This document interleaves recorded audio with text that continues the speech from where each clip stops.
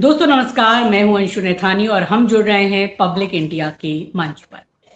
एक ऐसा संगठन जिसे 100 साल पूरे हो चुके हैं, ऐसा संगठन जो खुद को कहता है कि वो देशभक्ति की बात करता है, राष्ट्रवाद की बात करता है, भारतीय संस्कृति की बात करता है और हिंदुत्व की बात करता है। लेकिन गुजरे 100 सालों पर 100 सालों में इस संगठन पर विभाजनकारी होने का, नफरत फैलाने का, हिंदुत्व के नाम पर लोगों को बांटने का ये तमाम तरह के आरोप चस्पा रहे हैं और 100 साल के बाद भी वो इन्हीं आरोपों से संघर्ष कर रहा है। मोदी जी कहते हैं कि आरएसएस दुनिया के सबसे बड़ा एनजीओ है, लेकिन ये एनजीओ काम कैसे करता है, इसके फंडिंग के सोर्सेस क्या हैं, ये दुनिया में कोई नहीं जानता, केवल आरएसएस ही जानता है। यानी ये दृश्यमान तो सब जगह है, देश से लेकर विदेश में इनकी शाखाएं हैं, इनका सिस्टम है, लेकिन इनको चलाने वाली जो पीछे की शक्तियां हैं वो अदृश्य हैं। ये अदृश्य शक्तियां आखिर कौन सी हैं, इनकी फंडिंग कहां से होती है, कहां कहां इनके संपर्क और संबंध है, इस पर आज हम चर्चा करेंगे। हमारे साथ खास मेहमान जुड़े हुए हैं, डॉक्टर सतीश मिश्रा जी, जो कि लंबा समय इन्होंने पत्रकारिता में गुजारा है, ओआरएफ के सीनियर फेलो ये रहे हैं, उसके अलावा अंतर्राष्ट्रीय मामलों के जानकार हैं और सबसे बड़ी बात कि इन्होंने बीजेपी और आरएसएस पर गहन अध्ययन और शोध किया है, लगातार उस पर लिखते रहते हैं और उनकी सभी, कहा जाए कि शुरू से लेकर अभी तक उनकी इस पूरी यात्रा को ये अच्छी तरीके से पहचानते हैं। सतीश जी, मेरा सबसे पहले आपसे यही सवाल है कि मोहन भागवत जी अमेरिका गए हैं, इसका मकसद क्या है? पहली बात तो ये। दूसरी बात ये कि वहां जो इंडियन डायस्पोरा है और जिस तरीके से विदेश में आरएसएस का संगठन फैला हुआ है, क्या उसके जरिए ये आरएसएस पोषित होता है और इसकी फंडिंग होती है? देखिए अंशु जी, ऐसा है कि राष्ट्रीय स्वयंसेवक संघ एक ऐसी संस्था है जिसके बारे में आपको बहुत गहन अध्ययन करना पड़ेगा, तभी तथ्यों के बारे में पता चलता है। क्योंकि इनकी जो प्रकृति है संगठन की, वो सीक्रेटिव है, खुली हुई नहीं है, पारदर्शिता नहीं है। अब आपने सवाल पूछा, अमेरिका मोहन भागवत क्यों गए? पहली बात तो राजेंद्र सिंह रज्जू भैया तक कोई सरसंघ चालक विदेश नहीं जाता था। अब रज्जू भैया पहले सरसंघ चालक थे, मतलब आरएसएस चीफ, जो गैर ब्राह्मण थे, क्षत्रिय थे, इलाहाबाद विश्वविद्यालय में पढ़ाते थे फिजिक्स, और उन्होंने ही एक प्रयास करना शुरू किया कि संगठन के बारे में थोड़ा सा खोलना, दरवाजा खोलना शुरू किया। हम उन कम पत्रकारों में से थे जिनको मौका मिला राजेंद्र सिंह रज्जू भैया से वार्ता करने का, बात करने का। उनकी मानसिकता बिल्कुल दूसरी थी। उत्तर प्रदेश की संस्कृति से आते थे, इलाहाबाद विश्वविद्यालय जो एक प्रमुख विश्वविद्यालय में होता था, वहां का जो कल्चर था उसका उन पर इम्पैक्ट था। पर अभी तक फिर से सब सिर्फ ब्राह्मण ही, वो भी चितपावन ब्राह्मणों का आरएसएस पर कब्जा रहा है और उन्हीं की सोच से संगठन चलता रहा है। अब जब से भारतीय जनता पार्टी सत्ता में आई है और तभी से इन्होंने अपने को संगठन ने भी एक्सपोज करना शुरू किया, बाहर निकलना शुरू किया। रज्जू भैया के ज़माने में हुआ, जैसे मैंने आपको बताया, सुदर्शन जी थोड़ा कम मिलते थे, पर वो उनके बारे में भी कुछ लोग मिल लिया करते थे। अब मोहन भागवत, जो कि पेशे से तो वेटनरी डॉक्टर हैं, मोहन भागवत को बड़ा शौक है हेडलाइंस में रहने का,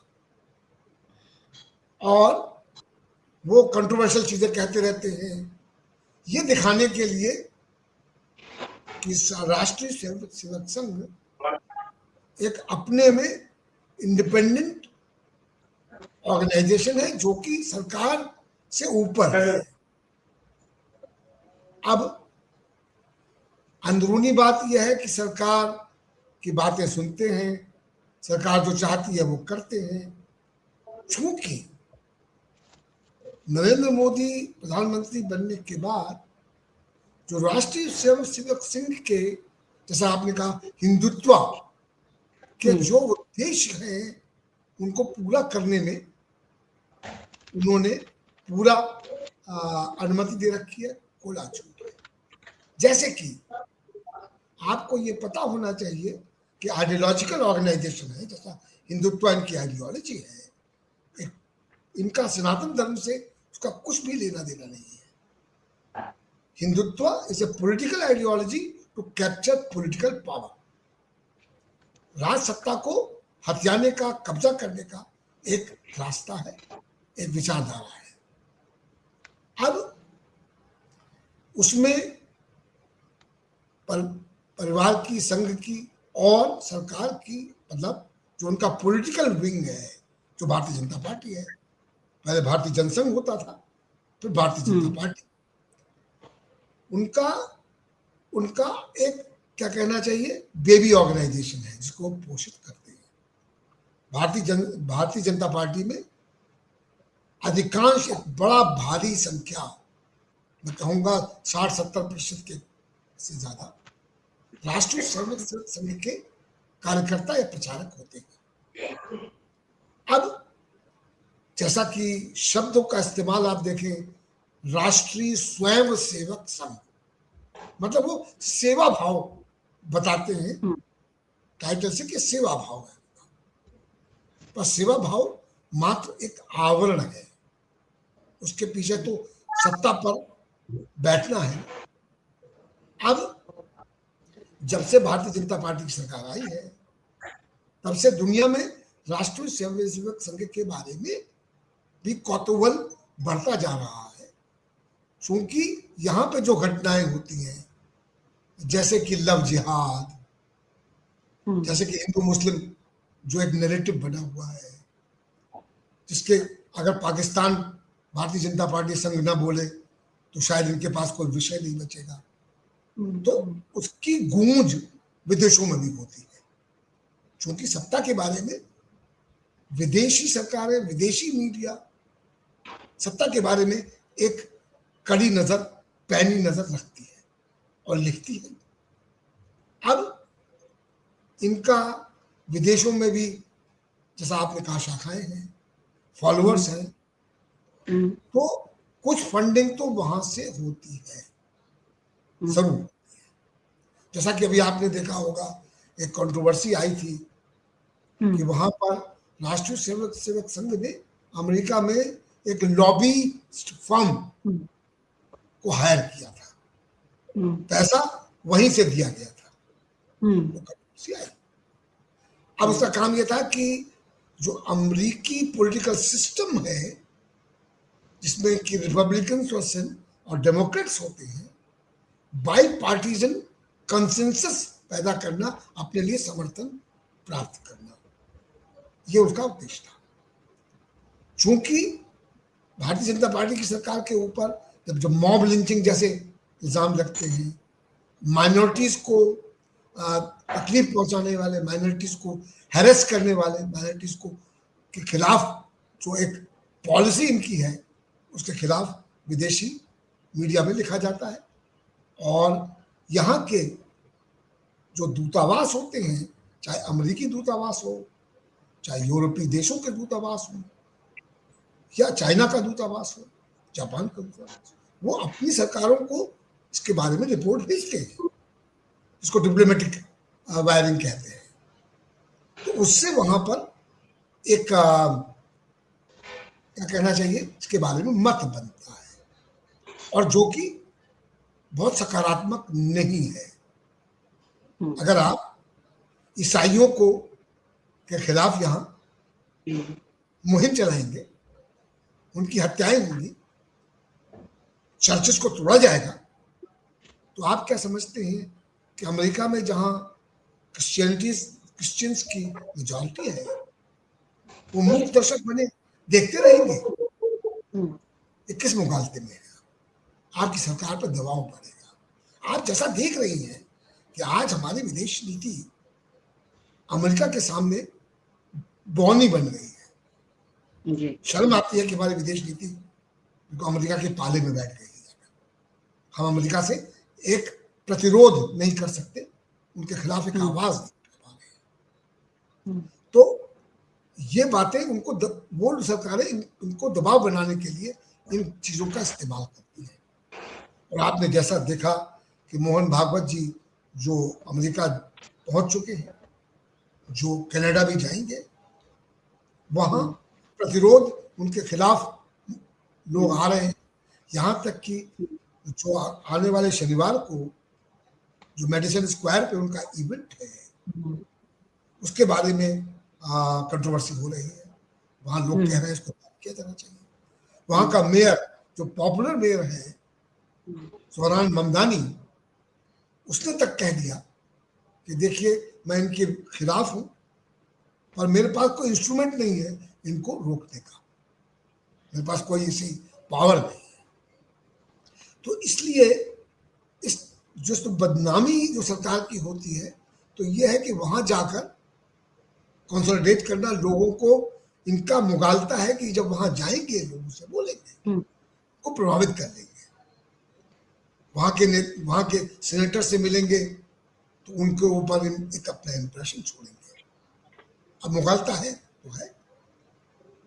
अब दूसरी बात, जैसा मैंने आपसे कहा, मोहन भागवत जी को शौक है लाइमलाइट में रहने का, तो एक अच्छा माध्यम मिला है। बाहर जाएंगे, लाइमलाइट में रहेंगे, लोगों से मुलाकात होगी।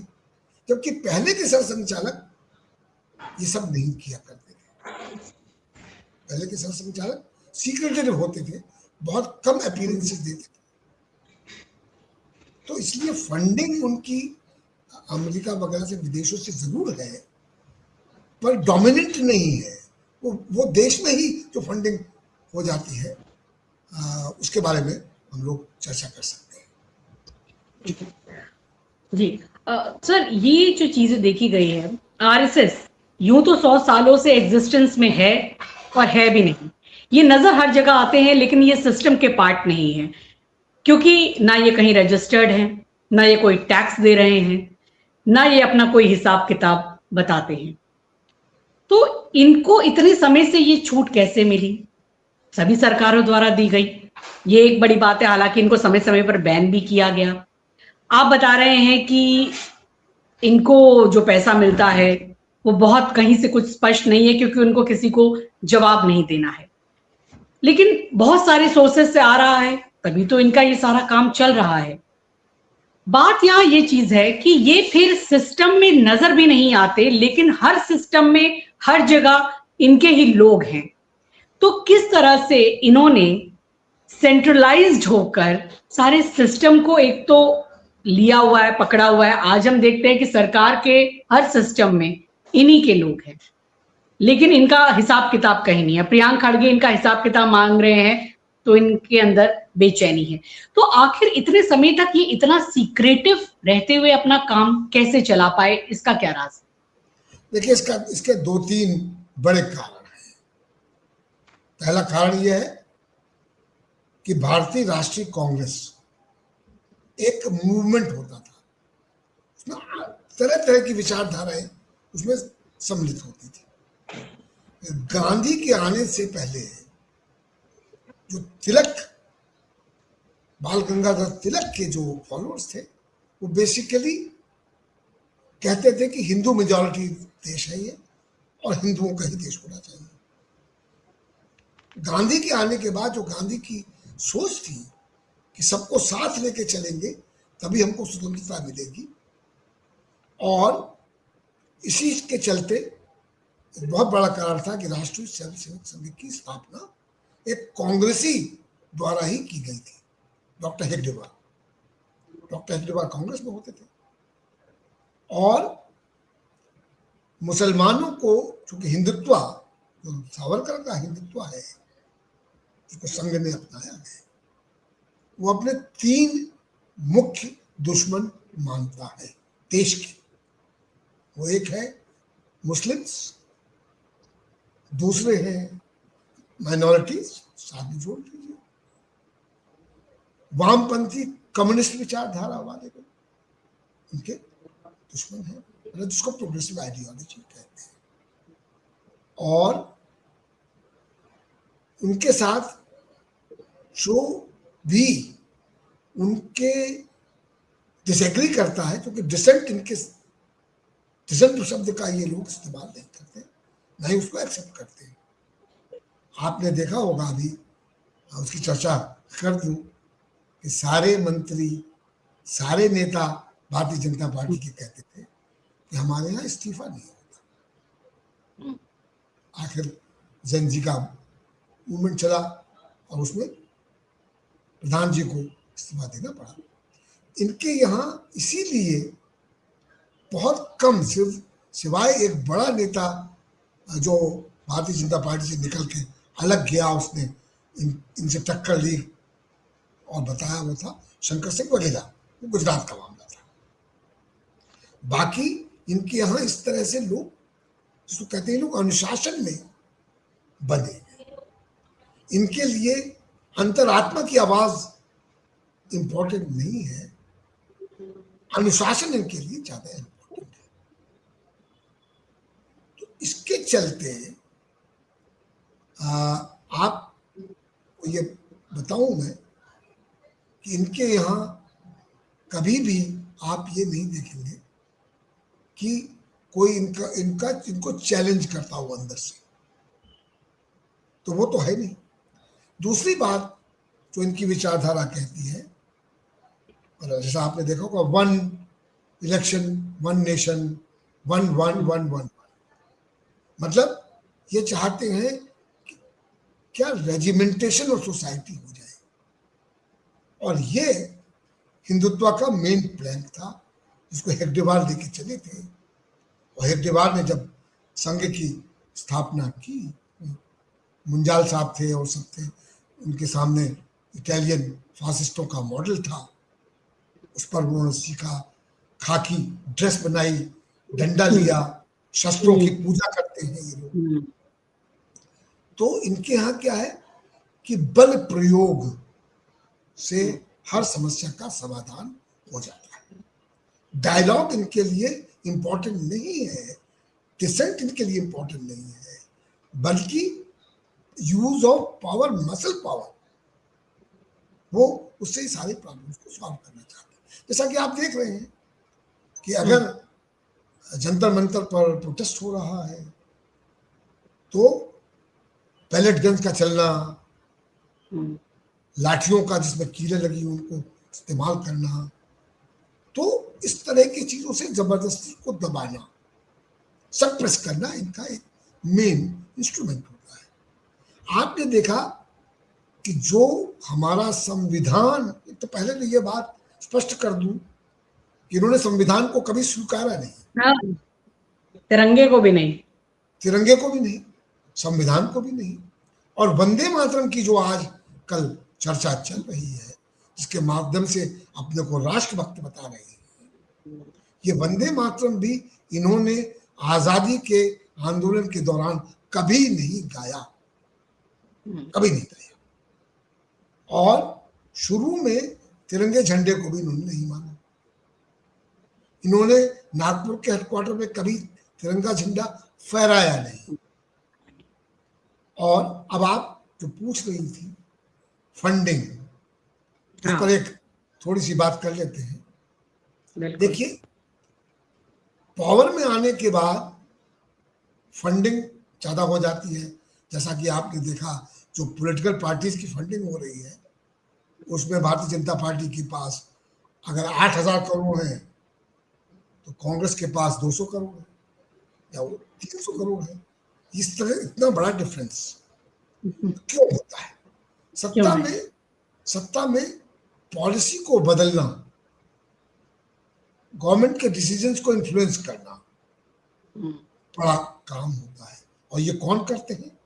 राष्ट्रीय स्वयंसेवक संघ के नेतागण करते हैं इनके। अच्छा, ट्रांसफर पोस्टिंग एक बड़ी इंडस्ट्री है, वो ये लोग करते हैं। अब वो जाने दीजिए, इनके यहाँ एक गुरु दक्षिणा की परंपरा है, अच्छा। जिसमें कि साल में एक बार, और इनका गुरु कौन है? वो ध्वजा है इनकी, जो अच्छा। सैफरन ध्वजा है, उनका गुरु कहलाता है। उस गुरु को दक्षिणा देते हैं ये लोग। संघ के जितने सदस्य हैं, हर शाखा, जो कितनी शाखाएं लग रही हैं देश में, तो आपको पता ही है, बड़ी संख्या हो चुकी है। उस संघ, उसमें हर प्रचारक, हर संघ का जाने वाला, और जो चाहे जाकर एक बंद लिफाफे में एक राशि वहां झंडे के नीचे अच्छा। रख देता। जी। अच्छा। और उसका कोई रिकॉर्ड नहीं दिया कोई जाता। हिसाब। अब वो आज के जमाने में जब आप के साथ बड़े बड़े उद्योगपति लगे हैं, तो वो लोग लिफाफे में कितना पहुंचा देते होंगे, बाकी तरह से पहुंचाते होंगे, तो हाँ। उसके कोई अंदाज नहीं लगाया जा सकता। अब आपने कहा, एक और सवाल पूछा था आपने कि इनको कभी भी लॉ के अंदर क्यों नहीं लाया गया? हाँ। प्राइम मिनिस्टर नरेंद्र मोदी कहते हैं दुनिया की सबसे बड़ी एनजीओ है। हम्म। ये गलती इसलिए हुई, जैसा मैंने आपको कहा, कांग्रेस में विभिन्न विचारधाराएं आती थी, और कांग्रेस एक लिबरल सोच की पार्टी रही। इमरजेंसी में जरूर उनका एक स्वरूप देखने को मिला, पर उसके भी बहुत से कारण थे।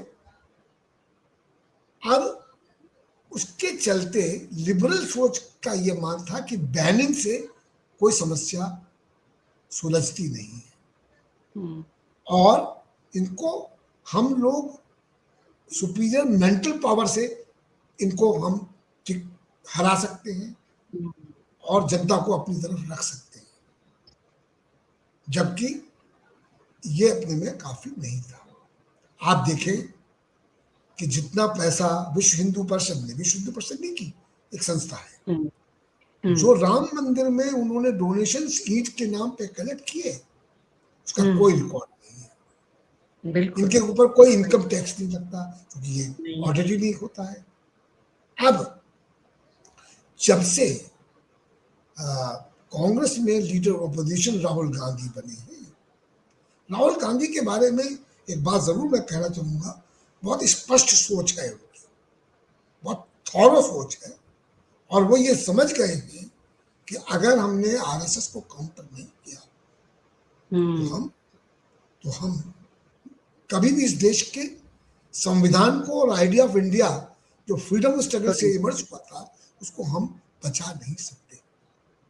और प्रियंक खड़गे, जो कांग्रेस के राष्ट्रीय अध्यक्ष मल्लिकार्जुन खड़गे के पुत्र हैं और कर्नाटक में होम मिनिस्टर हैं, उन्होंने एक वाजिब सवाल पूछा कि भाई आपको रजिस्टर क्यों नहीं किया जाए? आपको रिकॉर्ड देना चाहिए, आपको ऑडिट कराना चाहिए। अब तिरमिलाए हुए तो हैं, उसका जवाब तो नहीं दे रहे हैं, चूंकि सैया भाई कोतवाल तो डर का है का वाली बात, बैठे हुए हैं। आप कर्नाटक में कब तक चलाओगे? हम वहीं तख्ता पलट कर देंगे आपकी, क्योंकि हमको तो एमएलए खरीदना आता है, हम तो सरकारें पलटते हैं, हम तो सरकारें हैंडल करते हैं। तो इनका जो कहना चाहिए, एक रास्ता जो मॉरल का रास्ता होता है, जो नीतिगत रास्ता होता है, उसको ये सिर्फ शब्दों में इस्तेमाल करते हैं।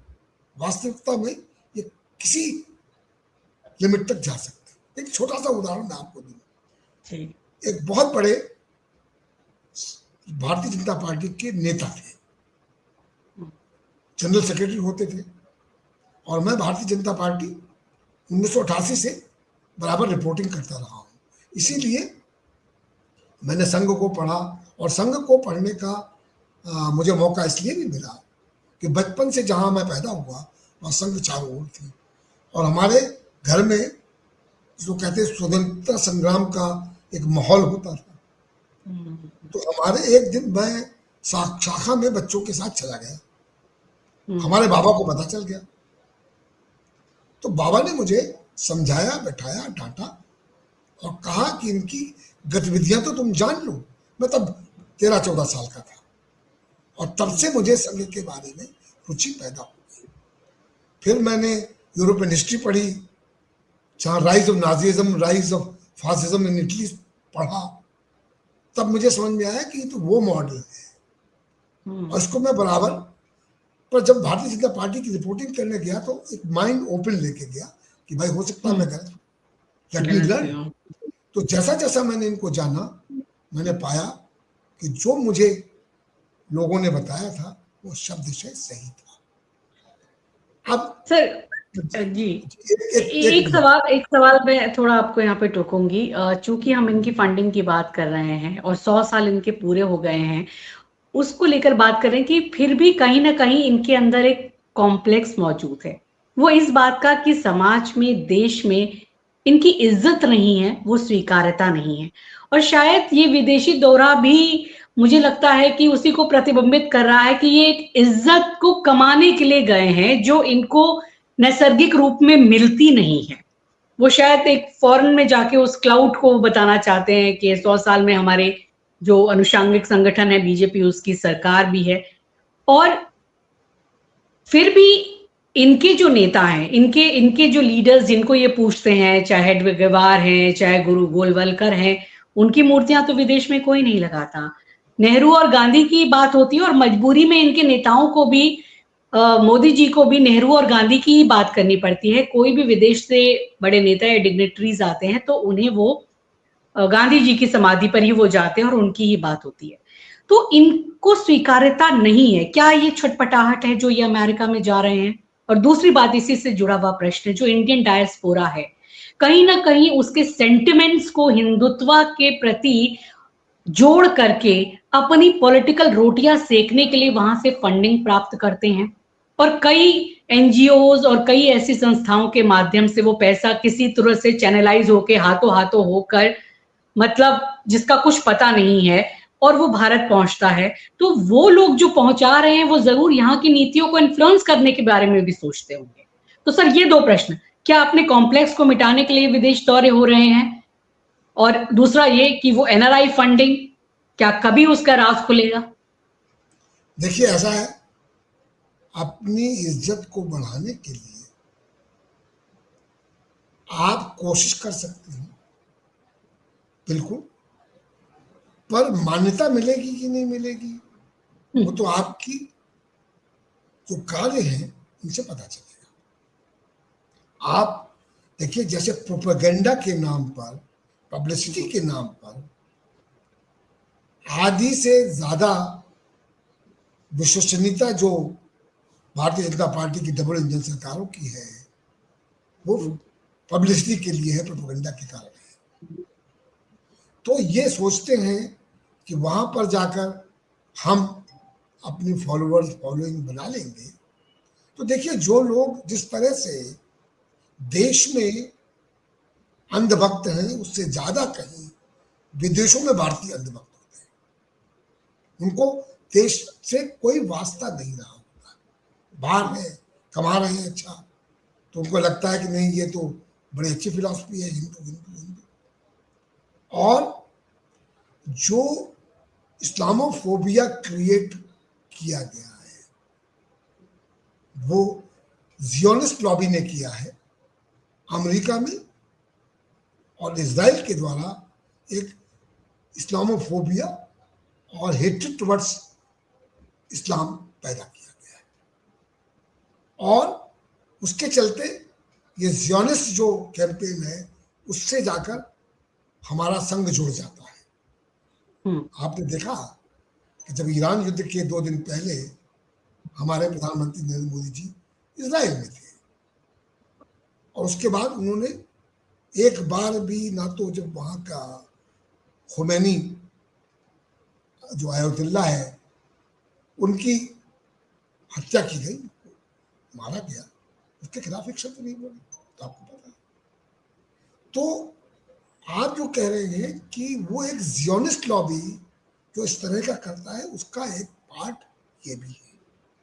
तो रिकग्निशन इनको उस लॉबी में मिल सकती है क्योंकि इनके फिर क्या कहना चाहिए कॉमरेड इन क्राइम हो जाते हैं। हाँ। अब वो जियोनिस्ट लॉबी का पावरफुल मीडिया है, वो मीडिया वहां पर रिपोर्टिंग करेगा, इनको पॉजिटिव लाइट में प्रेजेंट करेगा, काउंटर करेंगे दूसरे लोग, तो उसमें कुछ ना कुछ फायदे कुछ ना कुछ नुकसान होते हैं। तो वो कोशिश जैसा कि विश्व गुरु बनाने में प्रधानमंत्री मोदी जी ने किया है कि भारत को विश्व गुरु बना दिया है, तो संघ भी अपना एक रोल प्ले कर रहा है। तो कितना सफल होगा मुझे तो उसके बारे में डाउट है, पर जो एक जियोनिस्ट लॉबी को हमने ज्वाइन किया है उसका ये पार्ट भी हो सकता है, ये जो विजिट कनाडा और अमेरिका में हो रहा है। आपका आओ, कुछ अच्छा, बड़ी बात। सर एक चीज और एक प्रश्न जो मेरे दिमाग में आ रहा है, जो कि यहाँ पर बहुत गंभीर चर्चा हो रही है। 100 साल बीत जाने के बाद आरएसएस जो है कहीं से सोचता है कि वो अपने अंदर कोई रिफॉर्म लाए, वैसे तो वो लग नहीं रहा है।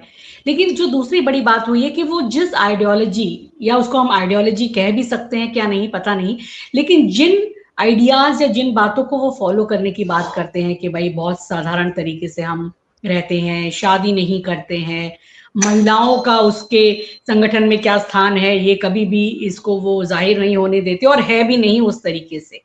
और कहते हैं बहुत सिंपल तरीके से रहते हैं, एक कमरे में रह लेते हैं, झोला और एक थाली में लोटे में खाते हैं। लेकिन वास्तविक रूप में देखा जाए तो अभी कुछ समय से जो इन पर आरोप है कि ये संघ के लोग बहुत लग्जरी पसंद हो गए हैं, और जो एक पूंजीवाद के लिए ये एक प्रकार से अंडरग्राउंड होकर काम कर रहे हैं, जो इनकी सरकार भी कर रही है। तो ये जो अपने बेसिक प्रिंसिपल से अभी संघर्ष करते हुए नजर आ रहे हैं, जो राहुल गांधी ने ये बात कही, आप उससे कितना मतलब इत्तेफाक रखते हैं कि आरएसएस का अपना खुद का एक्सप्रेशन खो चुका है, अब ये वो आरएसएस नहीं है, और अपना एक्सप्रेशन पाने में अगर उनको कोई मदद चाहिए तो मैं दूंगा, और बीजेपी ने उनका एक्सप्रेशन खत्म कर दिया, उन्हें पूंजीपतियों का नौकर और दास बना दिया है। तो आरएसएस 100 साल बाद अपने एक्सप्रेशन के लिए लड़ रही है, या फिर उसको लग्जरी में अब रहना मजा आ रहा है दिखाने के लिए? कई कहते हैं कि वो जाते हैं वो थैला और झोला लेके, लेकिन वो बिजनेस क्लास में ट्रैवल करते हैं, बड़े बड़े होटल्स में रहते हैं और वो लग्जरी में जी रहे हैं, लेकिन दिख रहा है कुछ और। तो कहां देखिए, पहुंच गया 100 साल बाद ये आरएसएस? देखिए आपने एक ऐसी बात उठा दी है जो कि सच है, एक बड़ा कटु सच है। मैंने उन नेताओं को देखा जैसे कुशाभाऊ ठाकरे होते थे, जैसे कि गोविंदाचार्य होते थे। ये लोग सचमुच झोले में रहते थे और लग्जरी पसंद नहीं करते थे। पर वही दौर है, अब चूंकि मैं एक ऐसे शहर से आता हूं जहां संघ बहुत क्या करिए पावरफुल है, तो होता ये उस समाज में जो आप रहते हो, तो आपके मित्र भी बहुत से संघ में होते हैं, आपके रिश्तेदार भी होते हैं। तो जब आप उनसे चर्चा करते हो, जब उनसे बातचीत करते हो, उनसे मिलते हो, तो आपको बहुत सारी जानकारियां मिलती हैं। ये 2005 या 6 की बात होगी, मैं एक चुनावी दौरे पे था और अपने शहर में भी मुझे इलेक्शन रिपोर्टिंग करनी थी। तो जब मैं वहां गया तो एक बहुत बड़े वहां के जो नेता हैं, जो संघ से ही निकले हैं, तो उनके यहाँ मैंने फोन किया, तो उनका भाई आ जा। तो भाभी थी, उनके साथ बैठना था, तो जिसको कहते हैं जमीन पे बैठ के खा रहे थे हम लोग, और भाभी परोस रही। तो भाभी बोली भैया अब वो संग नहीं रहा। मैंने कहा भाभी क्यों, क्या हुआ? बोले पहले जब संघ के लोग आते थे, हमारे यहाँ ठहरते थे, तो हम उनको एक कमरा देते थे, तखत देते थे, आराम से जो खाना पड़ता था वो देते थे, और उनको खद्दर का कुर्ता धोती दे दिया करते थे। अब वो गाड़ी मांगते हैं, सिल्क के कुर्ते मांगते हैं, विलासिता पसंद हो गए हैं। तो मैंने आकर फिर और रिसर्च की और उस पर एक लेख लिखा था, ट्रिब्यून में मैं उस पर काम करता था। तो जो आप कह रही हैं वो बिल्कुल, जैसे जैसे सत्ता में ये लोग आना शुरू हुए, जो कि अडवाणी जी के जमाने से आना शुरू हो गए थे, तो उनका सत्ता में दखल होने लगा और ट्रांसफर पोस्टिंग ये लोग कराने लगे। उससे पैसा इनका, उसके साथ इंडस्ट्री कहीं से करना है, उसको मिनिस्टर से कह देना है, ये कहना। अब उस वक्त भारतीय जनता पार्टी के सब बड़े नेता कहा करते थे, पार्टी विद ए डिफरेंस। तो मेरा जो समझ थी, राजनीतिक समझ थी, क्योंकि मैंने बहुत सारा पॉलिटिकल रिपोर्टिंग, पॉलिटिकल एक्टिविस्ट रहा हूँ, तो मैंने उनसे कहा, हाँ आप अभी पॉलिटिकल पावर आपके पास नहीं आई है, तो वैक्यूम में आप ईमानदारी के बड़े बड़े भाषण दे सकते हैं। जिस दिन मैंने उनसे कहा कि कांग्रेस और आप में क्या फर्क है, आपके कार्यकर्ता उसी ह्यूमन पूल से आते हैं तो मैं कांग्रेस के लोग आते हैं, आपकी विचारधारा, बोले नहीं हम लोग उनको चरित्र निर्माण करते हैं। मैंने कहा चरित्र निर्माण अभाव में तो हो जाता है, जिस दिन आप सत्ता में आएंगे तो आपका करप्शन पक्का है, निश्चित है, बेकार कर देगा। और धीरे धीरे आपने देख लिया, आज इक्वली करप्ट आरएसएस है like any other political party organisation. आप देखें जिस प्रकार का भवन का निर्माण हुआ है यहाँ पर केशव दिल्ली में जो ऑफिस बना है झंडे वालान में, तो देखने वाला है। मैं तब भी गया था जब रज्जू भैया होते थे और बिल्कुल साधारण होता था। अब तो कहते हैं कि 7 स्टार होटल से बेहतर है। तो कहने का मतलब ये है कि विलासिता तो और पसंद, जिसको कहते हैं अभाव में कौन रहना पसंद करता है। जब हमको मिठाई मिल रही है अच्छी तो हम भी खाएंगे, वो वाली बात है। जब तक नहीं मिलेगी तो हम कहेंगे मिठाई से हमें कोई शौक नहीं है। तो ये जो आपने बात कही बिल्कुल सही है। और इसी से अब जैसे कि जो संगठन मंत्री भारतीय जनता पार्टी में होता है, जो कोऑर्डिनेट करता है between the party and the government, उसका बड़ा रोल हो जाता है। उसकी अगर आप जांच करेंगे जिस दिन, तो पता चलेगा कितना। अब आपने देखा जिस तरह से चंदा चोरी का प्रकरण सामने आया, आखिर वो सब संघ के ही तो लोग हैं, कैसे हो गया? और उसको दबाने का प्रयास हो रहा है। अभी चंपत राय जी कह रहे हैं, ये बताइए कि ये खबर निकली कहां से, इससे उनका मतलब नहीं चोरी गलत हुआ। तो ये चरित्र आपके सामने खुद आ जाता है। बिल्कुल। और अभी भी उनको सभी पदों से मुक्त नहीं किया गया है। वो वीएचपी वगैरह के जो इंटरनेशनल है उसके अभी भी वो बने हुए हैं और वो कह रहे हैं कि अयोध्या में ही रहूंगा। मतलब कोई रिमोर्स नहीं है, कोई पश्चाताप नहीं है। सर आखिरी सवाल मैं आपसे यहाँ पर ये करना चाहूंगी कि बात आपने सही कही, इनको सत्ता मिली, सत्ता मिलने के साथ करप्ट भी हुए। मतलब power corrupts and absolute power corrupts absolutely, वही वाली बात है।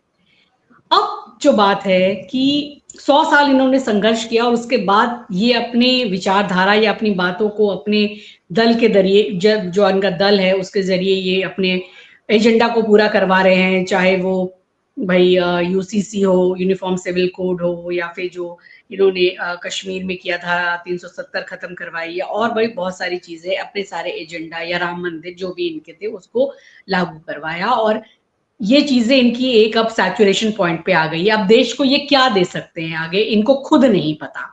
और सबसे बड़ी बात ये है कि अब देश में जो भावी पीढ़ी, जो अब पीढ़ी आ रही है, जो जेनजी ने दिखाया है, उन्होंने इनकी पूरी स्वीकार्यता खत्म कर दी। वो इनकी विभाजन की राजनीति को नहीं मानती, हिंदू मुस्लिम की राजनीति को नहीं जानती, इनको उनसे संवाद करना भी नहीं आता। और सबसे बड़ी बात ये, भागवत जी स्वयं भी, इनकी एक उम्र हो गई है लेकिन अभी तक इन्होंने अपने उत्तराधिकारी की बात नहीं कही है। सर एक नटशेल में जानना चाहूंगी, ये जो अभी विदेश के दौरे में गए हैं, क्या ये वहां से वाकई कुछ अपने लिए बटोर कर ला पाएंगे, या अब 100 साल के बाद ये इनका एक डिक्लाइन का नया अध्याय शुरू होगा। क्या अपने ही कहा जाए चीजों से उलझी हुई है इस वक्त आरएसएस? ये बात आपकी सही है। डिक्लाइन एक स्टेज के बाद होता है, बात सही है। जब तक आप में रेजिलेंस ना हो फिर से रीजनरेट करने की, उसके लिए एक बड़ा भारी कद होना चाहिए नेता का। जब कंप्रोमाइज नेता आपके पास है, देखिए प्रधानमंत्री नरेंद्र मोदी जी ने इतने सालों अपनी छवि बनाई रखी प्रोपेगेंडा के आधार पर, मात्र प्रोपेगेंडा, और आपका उनका कोई भी कार्यक्रम सफल नहीं हुआ। तो आप जो कह रहे हैं राष्ट्रीय स्वयंसेवक संघ के सामने बड़ी चुनौतियां हैं। विदेश से क्या ला पाएंगे, कर पाएंगे, मुझे तो डाउट है। मैं नहीं मानता वहां से कुछ ऐसा कर पाएंगे, क्योंकि अगर आप देश में ही नहीं कर पा रहे हैं तो विदेश में क्या करेंगे। आपका वहां कोई कद बढ़ने वाला नहीं है। अब आपको, जब आप जेनजी से डायलॉग करना चाहते हैं, अब आज जैसे कि राम माधव जी ने कहा कि हमारे पास तो आधे से ज्यादा जेनजी खुद है, जिसको कि आप अंधभक्त बनाए हुए हैं, जिसके पास दिमाग गिरवी रख दिया गया है, अनुशासन से बंधा है, सवाल पूछता नहीं है। तो ऐसे बातें कहने से क्या वो सफलता प्राप्त करेंगे? अभी भारतीय जनता पार्टी में बड़े बड़े बदलाव लाए गए, मुझे तो उस टीम में कोई ऐसा नेता नजर नहीं आता जो कि जनरेट कर सके अपने लिए सिंपैथी।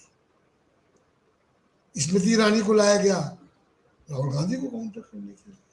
राहुल गांधी को काउंटर विचारों में कीजिए,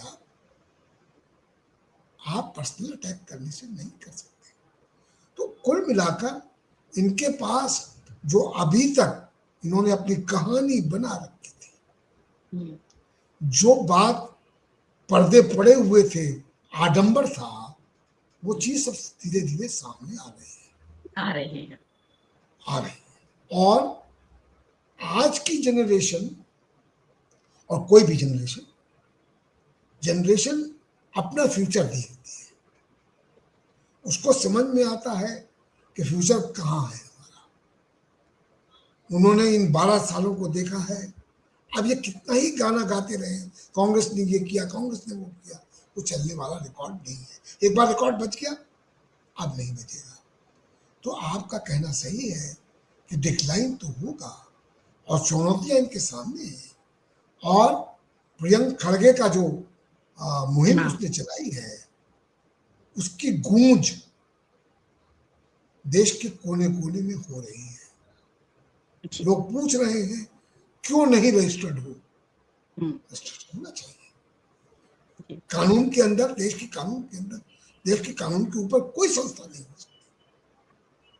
अब जो उन्होंने वंदे मातरम का एक प्रकार में चलाया गया है और उसके खिलाफ जो काउंटर आर्गुमेंट्स आ रही है, उसका जवाब उनके पास नहीं है।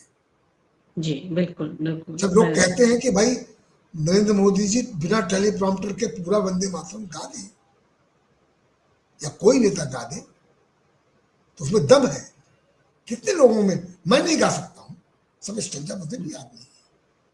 2 फर्स्ट 2 स्टेंजास याद है, बाकी तो स्टेंजा याद नहीं।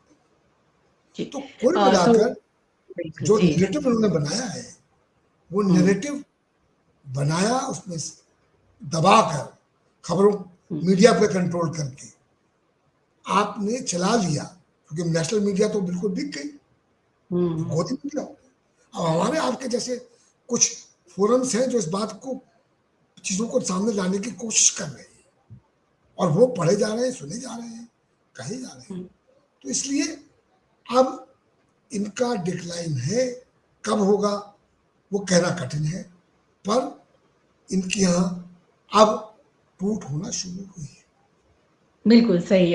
सर आपने जिसको कहा वो वही बात है कि ये किसी डिसेंट को बर्दाश्त नहीं करते हैं, सवालों को बर्दाश्त नहीं करते हैं, क्वेश्चंस बर्दाश्त नहीं करते हैं। ये केवल एक रोबोट बनाने में यकीन रखते हैं जो अनुशासन को माने, जो इनके ऑर्डर्स को स्वीकार करे और कोई सवाल ना करे, और वो इनके शिक्षा में, इनके पूरे सिस्टम में और हर चीज में झलकता है। लेकिन बड़ी बात ये कि जो इनके फंडिंग का, इनके फाइनेंसेस का और सिस्टम में रहकर भी सिस्टम में शामिल ना होना, अपने कागज ना दिखाना, अपने आप को कहीं पर भी जवाबदेह नहीं बनाना, अब उसकी जवाबदेही मांगी जा रही है। और सरकार की तरह ही जिस तरह से आज देश भर में शिक्षा को लेकर, स्वास्थ्य को लेकर और कई तरह के सवालों को लेकर आंदोलन हो रहे हैं, तो सवाल आरएसएस पर भी उठाए जाएंगे और उठाए जा रहे हैं। तो आने वाला समय एक संकटग्रस्त समय हो सकता है आरएसएस के लिए, और शायद वो विदेश में इसका कोई इलाज ढूंढने गए हैं, लेकिन जिस तरह की इनकी विचारधारा है और विश्व अब जो एक सेकेंड वर्ल्ड वॉर के बाद एक अलग स्तर पर जा चुका है इस सदी में आकर, क्या वो इससे रेजोनेट करता है? दिखाई नहीं देता है। बहुत बहुत शुक्रिया सर इस चर्चा में आपके शामिल होने के लिए, और दर्शकों आपका भी बहुत बहुत शुक्रिया इस गंभीर चर्चा को सुनने के लिए। नमस्कार।